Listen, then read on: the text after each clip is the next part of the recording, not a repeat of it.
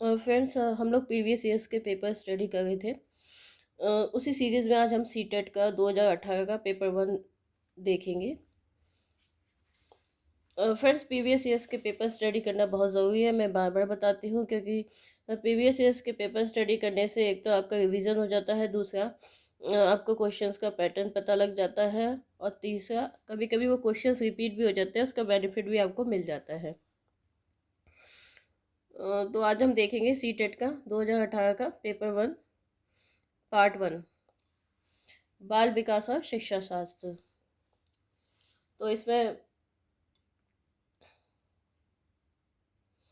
First question है, आनुवांशिकता पर्यावरण की भूमिका के बारे में निम्नलिखित में से कौन सा कथन सत्य है। तो इसका जो आंसर है वो है फर्स्ट, विकास के कुछ पहलू आनुवांशिक और कुछ अन्य पर्यावरण से अधिक प्रभावित होते हैं। सेकंड है, निम्नलिखित में से कौन सा कथन पियाजे के सिद्धांत के अनुसार कहा नहीं जा सकता। तो इसमें जो सेकंड है उसका आंसर है थर्ड, निरंतर अभ्यास से अधिगम होता है। फिर है, निम्नलिखित में से कौन सी पूर्व संक्रियात्मक विचार की एक सीमा नहीं है।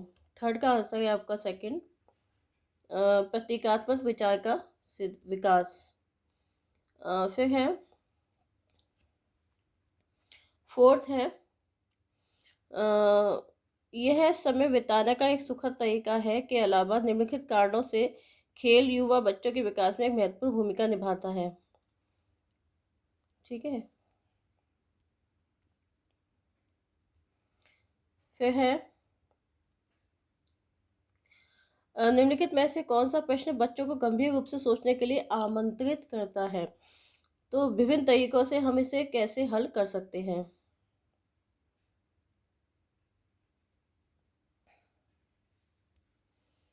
इसका आंसर है फोर्थ।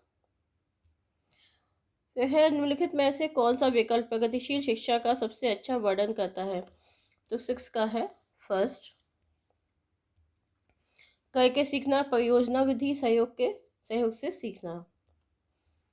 सेवेंथ है, प्रगतिशील शिक्षा के बारे में निम्नलिखित में से कौन सा कथन बताता है शिक्षा स्वयं ही जीवन है।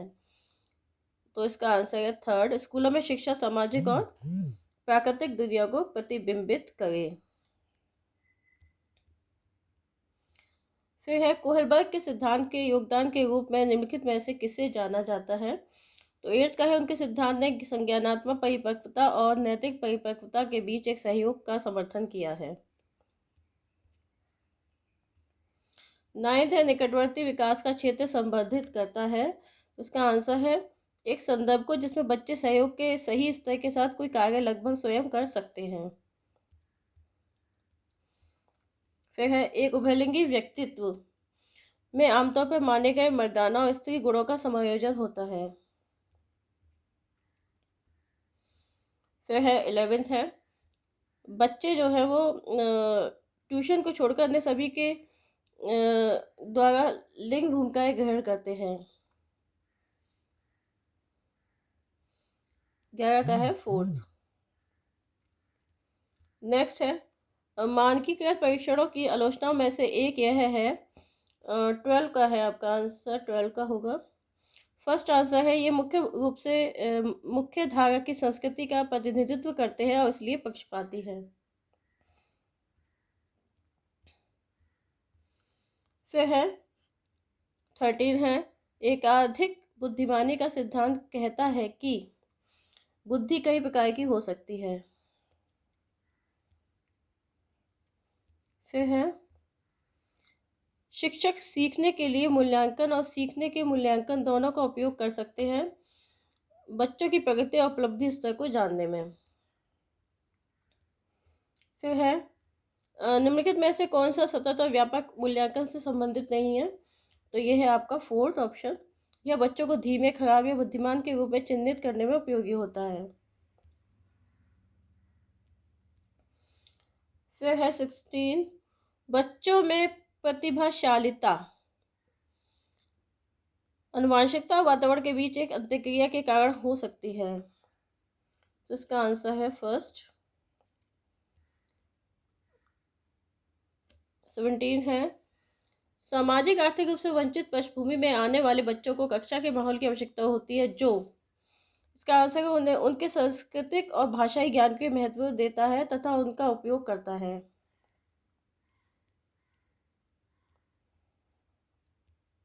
फिर है, कक्षा में सृजनात्मक और प्रतिभाशाली बच्चों के लिए आवश्यक हस्तक्षेप निर्भर करता है, किस पर निर्भर करता है? शिक्षक द्वारा अनुकूलित और प्रेरक निर्देशन तरीकों के उपयोग पर। फिर है, अति संवेदनशील बच्चों को सीखने में मदद करने के लिए निम्नलिखित में से कौन सा तरीका उपयुक्त तरीका नहीं है? तो यह है 4th, बेचैन होने पर अक्सर उन्हें फटकार लगाना। फिर है,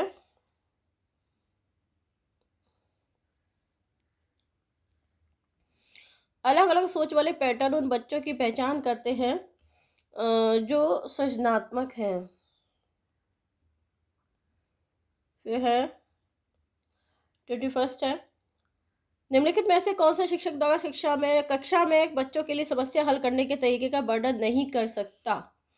तो इसका जो आंसर होगा वो होगा 4th, अभी सरल उत्तरों वाले प्रश्न पूछना।